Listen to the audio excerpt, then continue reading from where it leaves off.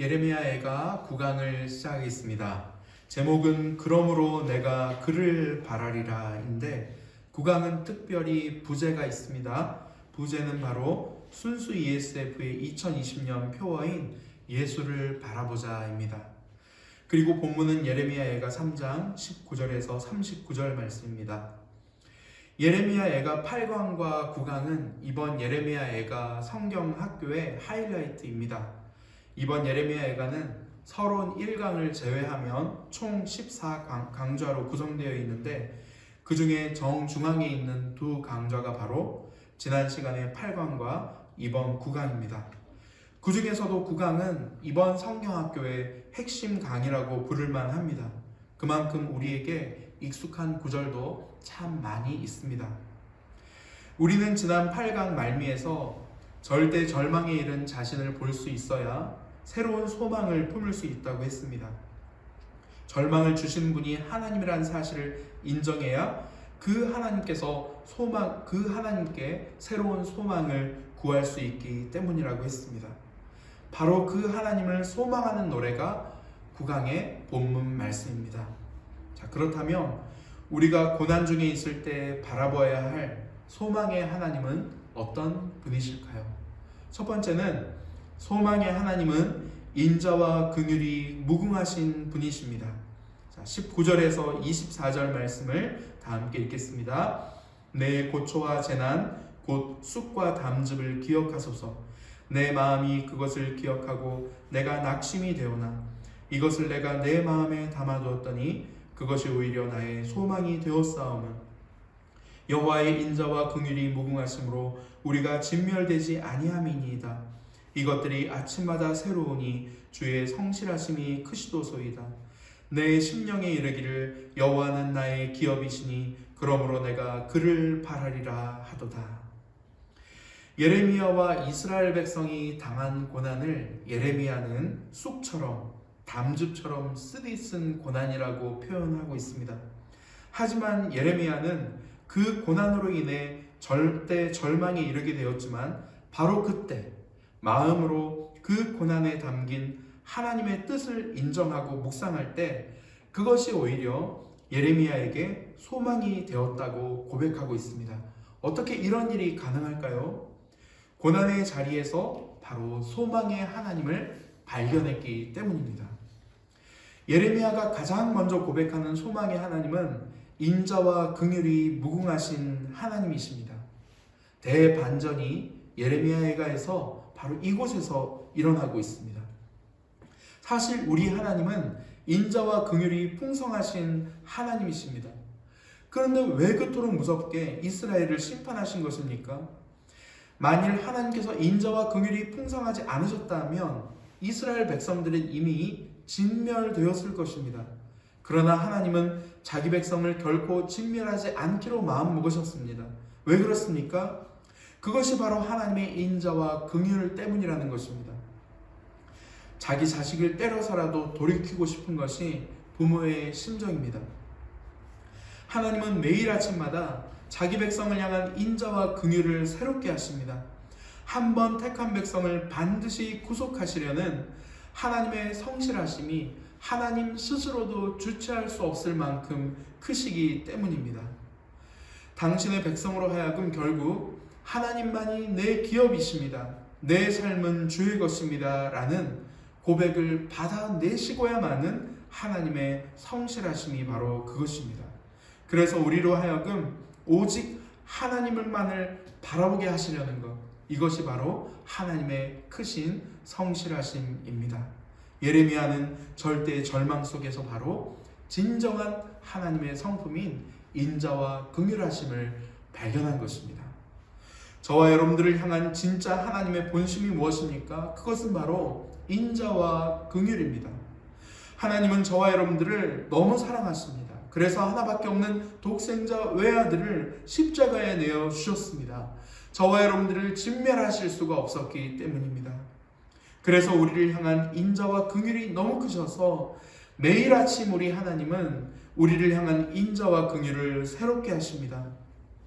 예수 그리스도의 십자가를 바라보면서 예수 그리스도와 연합된 우리를 보시면서 나의 사랑, 나의 사랑, 나의 어여쁜 자야, 일어나 함께 가자라고 매일 아침 우리의 귀에 속삭이시는 분이 우리 예수님이십니다. 우리가 곁길로 갈 때는 쓰디쓴 쑥과 담즙처럼 아픈 심정으로 우리를 징계하십니다. 저와 여러분을 공고함으로 그토록 이끄실 때는 우리 주님의 마음이 얼마나 아프시겠습니까? 그렇게라도 우리를 돌려놓으셔서 우리로 하여금 그렇습니다 주님, 주님이 내 기업이시고 저는 오직 예수님만을 바라보겠습니다 라는 고백을 받아내시고야만은, 이것이 우리 소망의 하나님의 성실하심이 아니고 무엇이겠습니까? 그러니 절대 절망의 자리에 계십니까? 그 자리에서 인자와 긍휼이 풍성하신 소망의 하나님을 바라보면서 다시 일어서시기를 바랍니다. 우리가 고난 중에 있을 때 바라봐야 할 소망의 하나님은 어떤 분이실까요? 두 번째는, 소망의 하나님은 우리가 고생하고 근심하는 것을 바라지 않는 분입니다. 25절부터 33절까지 말씀을 함께 읽겠습니다. 기다리는 자들에게나 구하는 영혼들에게 여호와는 선하시도다. 사람이 여호와의 구원을 바라고 잠잠히 기다림이 좋도다. 사람은 젊었을 때에 멍에를 매는 것이 좋으니 혼자 앉아서 잠잠할 것은 주께서 그것을 그에게 메우셨음이라. 그대의 입을 땅에 티끌에 댈지어다. 혹시 소망이 있을지로다. 자기를 치는 자에게 뺨을 돌려대어 치욕을 배불릴지어다. 이는 주께서 영원하도록 버리지 아니하실 것임이며 그가 비록 근심하게 하시나 그의 풍부한 인자하심에 따라 긍휼히 여기실 것임이라. 주께서 인생으로 고생하게 하시며 근심하게 하심은 본심이 아니시로다. 자녀들이 어릴 적에 가장 이해가 안 되는 부모의 말이 있습니다. 다 너를 위한 거야. 다 너를 위한 거야. 그러면서 자녀들이 생각하죠. 자녀들이 생각하기에 온갖 고생스럽고 힘든 짐을 부모들은 다 지웁니다. 그러면 자녀들은 이렇게 생각합니다. 나는 왜 이런 부모를 만났을까? 이런 불평불만을 갖기도 하죠. 다 어려서 그렇습니다. 그런데 어려서부터 철이 든 자녀들은 좀 다릅니다. 부모의 뜻을 정확하게 이해하고 그 고생을 다 이겨냅니다. 인내하면서 말이죠. 그들의 특징이 무엇입니까? 다 이해는 안 됩니다. 다 너를 위한 거야 라는 말이 이해되진 않지만 분명 부모님이 이렇게 하라고 한 데는 그 뜻이 있을 거라고 믿으면서 잠잠히 그 뜻이 이루어질 때까지 기다리는 특징이 있습니다. 하나님은 이스라엘이 도대체 어떻게 되기를 원하셨기에 그토록 이스라엘을 고생하고 근심하게 하신 것일까요? 여러분, 하나님이 품고 계신 최종적 비전을 아십니까? 궁극적인 목표를 아십니까? 그것은 바로 하나님의 영광입니다. 하나님은 하나님의 영광을 가장 드높여야 할 이스라엘이 하나님의 영광을 가장 많이 짓밟았기에 그들을 심판하셨습니다. 그러면 하나님의 영광이 도대체 무엇입니까?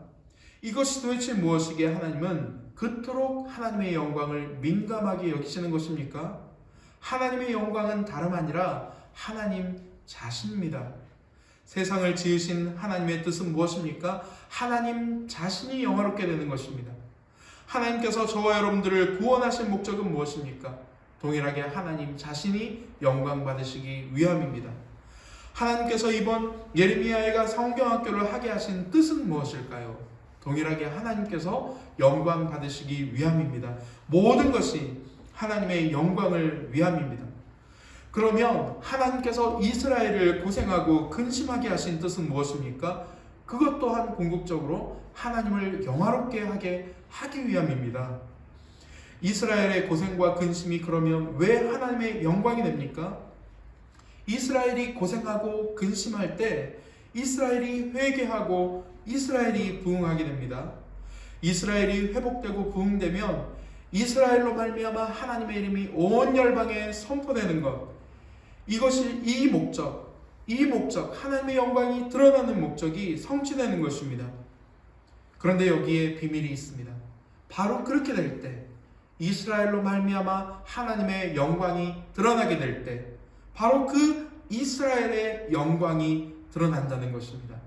이스라엘의 평화가 회복되고 이스라엘의 행복이 그제서야 주어진다는 사실입니다. 결국 이스라엘을 향한 하나님의 본심은 고생이 아니라 근심이 아니라 이스라엘의 영광이요, 이스라엘의 평화요, 이스라엘의 행복이었던 것입니다. 이것이 결국엔 하나님의 영광이 되는 것이죠.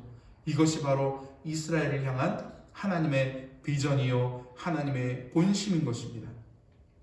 저와 여러분의 죄 때문에 하나님께서 저와 여러분들을 고생시키시고 근심하게 하시는 이유가 무엇입니까? 만일 정말 그러셨다면 우리는 감사해야 합니다. 기뻐해야 합니다. 그것이 하나님의 본심이 아니기 때문입니다. 그것이 하나님의 결말이 아니기 때문입니다. 하나님의 각본은 지금부터가 하이라이트입니다. 우리가 고생하고 근심한 그 시간부터가 하이라이트라는 것입니다. 우리의 고생과 근심이 다할 때 32절 말씀처럼 하나님의 풍부한 인자하심이 저와 여러분들을 긍휼히 여기셔서 우리를 회복시키시고 우리를 부흥케 하실 것입니다. 그래서 우리의 고생과 근심이 변해서 우리의 평화와 우리의 행복이 될 것입니다. 그로 인해서 결국 하나님 한 분만이 영광 받게 될 것입니다. 하나님의 이 본심을 잊지 마시고 붙드시기를 바랍니다. 우리가 고난 중에 있을 때 바라보아야 할 소망의 하나님은 어떤 분이실까요? 마지막 세 번째, 소망의 하나님은 생사화복을 주관하시는 지존자이십니다.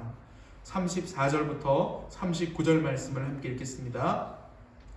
세상에 있는 모든 갇힌 자들을 발로 밟는 것과 지존자의 얼굴 앞에서 사람의 재판을 굽게 하는 것과 사람의 송사를 억울하게 하는 것은 다 주께서 기쁘게 보시는 것이 아니로다. 주의 명령이 아니면 누가 이것을 능히 말하여 이루게 할 수 있으랴. 화와 복이 지존자의 입으로부터 나오지 아니하느냐. 살아있는 사람은 자기 죄들 때문에 벌을 받나니 어찌 원망하랴. 솔직히 저와 여러분들의 고생과 근심이 언제까지 지속될지는 오직 그것을 허락하시는 하나님만이 아십니다. 그래서 우리는 오히려 절대 주권자 되시는 지존자이신 하나님을 의뢰할 수 있습니다.